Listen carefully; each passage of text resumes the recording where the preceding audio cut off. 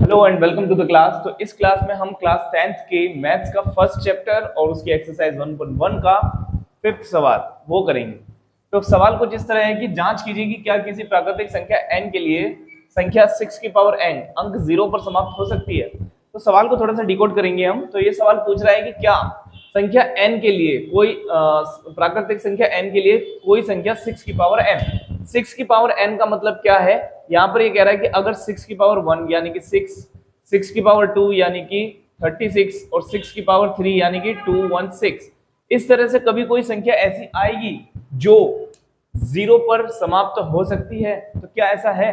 तो इस तरह के सवालों में हम बेसिकली स्टेटमेंट लिखते हैं, यानी कि एक तरह से आप प्रूफ दे रहे हैं कि क्या वो संख्या 0 पर समाप्त होती है या नहीं होती है। तो स्टेटमेंट के जरिए हमें वो सवाल बताना पड़ता है। तो जल्दी से हम स्टेटमेंट देख लेते हैं।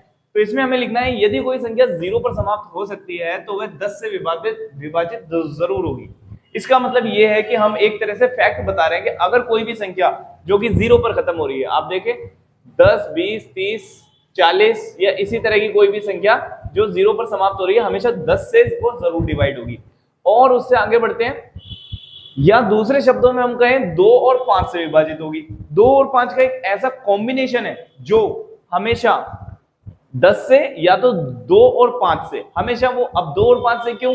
क्योंकि 10 के ही अभाज्य गुणनखंड है 2 और 5। अगर 10 के अभाज्य गुणनखंड हम निकालें तो 2 और 5 आता है। तो ये कॉम्बिनेशन बहुत इंपॉर्टेंट है। इसी कॉम्बिनेशन के साथ ही वो संख्या आएगी, यानी कि 2 और 5 उसके अभाज्य गुणनखंड होने ही चाहिए। और वो अकेला पेयर बनेगा 10 के साथ, और किसी के साथ नहीं बनेगा, क्योंकि 5 2 10 यानी कि 5 दूनी 10। तो ये कॉम्बिनेशन या तो वो 10 और मतलब उसके अभाज्य गुणनखंड 2 और 5 जरूर होने चाहिए। तो इसी तरह से अब हम यही थ्योरम जो है हम सवाल पर अप्लाई करेंगे। तो क्या 6 के अभाज्य गुणनखंड 2 और 5 हो सकते हैं? तो हमने देखा 3 दूनी 6, यानी कि 2 तो है, इस कॉम्बिनेशन में से एक डिजिट तो है लेकिन दूसरा डिजिट मिसिंग है, उसकी जगह 3 है। तो यहीं पर हमें पता लग जाएगा कि ये वो संख्या नहीं है जो कभी भी 0 पर समाप्त होने वाली है। तो हमने यहाँ पर लिखा कि इसके अभाज्य गुणनखंड 2 गुणा 3 होते हैं। तो 2 गुणा 3 होते हैं। अब ये हमने दिखा दिया यहाँ पर। अब इसके बाद अगली स्टेप में हम क्या दिखाएंगे, यही चीज हम स्टेटमेंट के रूप में लिख देंगे, यानी कि 6n के अभाज्य गुणनखंड में 6 की पावर n के अभाज्य गुणनखंड में 5 नहीं है। 2 तो है लेकिन 5 नहीं है, इसलिए 6 की पावर n 5 से विभाजित नहीं होगा। ठीक है, अब कभी भी 6 की पावर n 5 से विभाजित तो नहीं होने वाला, ये हमें साफ पता लग गया।